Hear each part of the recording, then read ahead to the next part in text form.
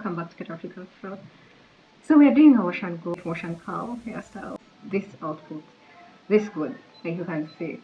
This is a wash and go process. I really love my wash and goes today than ever before. First of all, let me tell you, I love the thickness, the definition. It's just giving me all the good things. But let me share with you some things that I think would help you in case you have some challenges, especially for those who have fussy hair, because fussy hair, we know what it is when it comes to a wash and curl, wash and go hairstyle. Maybe just to be specific on some changes that I've made. I know most of us are familiar with wash and go hairstyle by now, but one thing that I've learned is when you take your time detangling with a styling product, a styling gel, it really helps to make a difference, especially with fussy hair where it becomes really difficult to get those curls. You know, using that tool, I love using my hands. This is my tool to, you know, to work that product in and also rake, because that's my styling technique for wash and go. You need to take your time so that the product really gets into the cuticle. If it means twisting it up so you leave it for some time for the product to really get in, it really helps. So precisely that's what really helps my wash and goes look this defined. Well, the other thing is our product. You know, I have thin hair, so I'm really interested in products that encourage volume. Starting from the shampoo, the rinse out conditioner, leave-in conditioner, styling, I really love the ingredients that encourage thickness. This is giving thickness. These products have ingredients that encourage thickness. From the shampoo, conditioner, ours is multi-purpose leave-in conditioner, the gel, and then the other thing also is I don't apply the multi-purpose leave-in conditioner when doing as a leave-in before I do the styling, because I realized I kind of get that white flaking, which we usually don't want. I just feel with my hair it is too heavy. Well, when I use this conditioner, I just use that as a rinse out conditioner, rinse it out.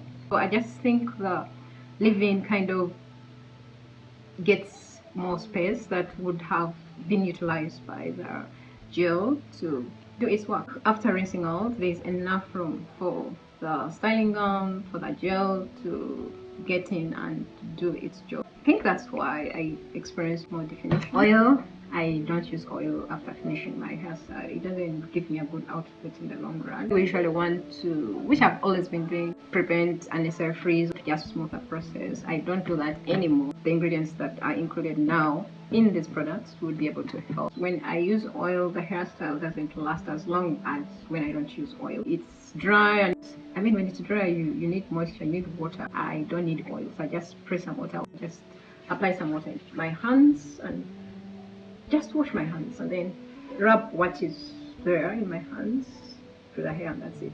And that's the last thing. So this is already enough.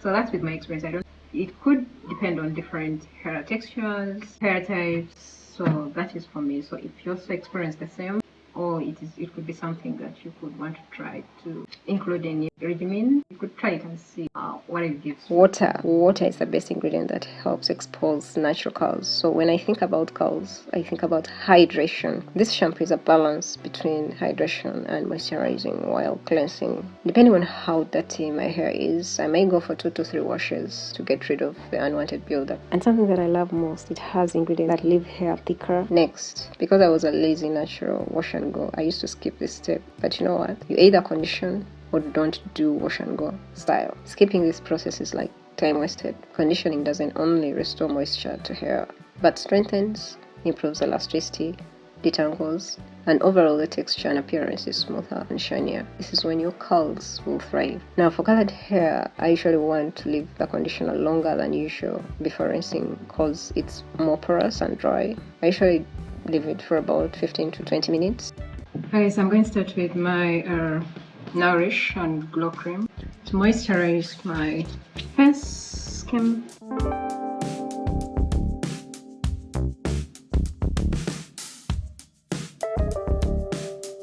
This is a fiber towel, so it's very advisable to use this kind of towel because of its texture, feel. It helps protect your hair from unnecessary breakage, and yeah, especially if you want to maintain length and also just maintain the structure of your hair, your cut, than having those split ends which spoil your hair shape. So you can see it's all well tangled. I mean, detangle it so well, and the comb can easily go through.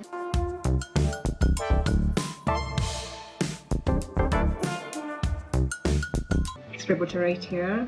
This comes out better on wet hair, and just want to minimize those white flakes that may disturb the style.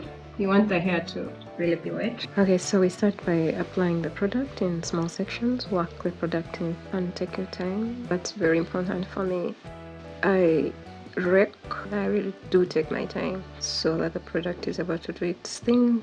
Take your time, that's the point. And one thing I love about this technique is it helps spread the hair so well so that when it's dry I don't have to fluff so much. Or I don't even have to fluff actually. So if you want your hair to look decent, neat, then this could be your go-to. It is going to minimize gaps between my hair as opposed to finger coils or the shingling method. In my opinion, I also think it's the technique that really helps you know your curls, your natural coils, how they exactly look like, than over manipulating, even if they're not overly defined, but it shows you what they naturally look like, and I think that's satisfying for me. Alright, for me, great curls is a balance of volume, definition, and limited frizz. This styling gives exactly that. It's a balance between hydration and definition. It helps define and separate curls, giving great definition with volume and fights frizz. So with this styling gum, I have to make sure my hair is always wet. It works best on wet hair, and that just helps you reduce on the amount of product that you're using. It makes the process so easy with detangling, and it will also minimize any unnecessary flaking after the hair is dry. What's your favorite technique for your wash and go, especially for type of hair? If you have thin hair, how do you grab out your wash and goes? Okay, when it comes to the ends or tips of the hair, that's where I pay more attention. Yes, it's the driest part compared to the rest of the hair, so it needs more attention, more effort to make sure it's properly tangled and separated. Well, the shaking just helps separate the locks more, but it's personal preference. Otherwise, sitting under a hooded dryer or getting yourself a diffuser is very important. It makes a big difference in your curls. Let me say it again. Getting your style dry faster is crucial. You want to know why? Alright, so my hair is dry. I've been under that dry. I think I was here for about 20 minutes. Well, within that 20 minutes, I was able to have the top part dry, and then inside, the roots was not dry. So I thought by doing my makeup, the rest of the hair would dry, and that's precisely it. So it's fully dry. And now I'm going to fluff using this Afro comb. So what I'm going to do, I'm not applying any oil.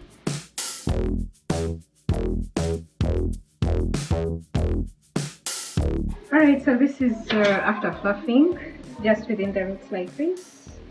So I'm sorry, before when I was explaining what it looked like just after drying, I didn't capture that part, but here it is. So this is after fluffing, and I think I like it. It's giving thickness, it's giving definition, and overall it looks good. Day one wash and go, and I love it. Let me just get closer so that I can get a better view of what it looks like exactly.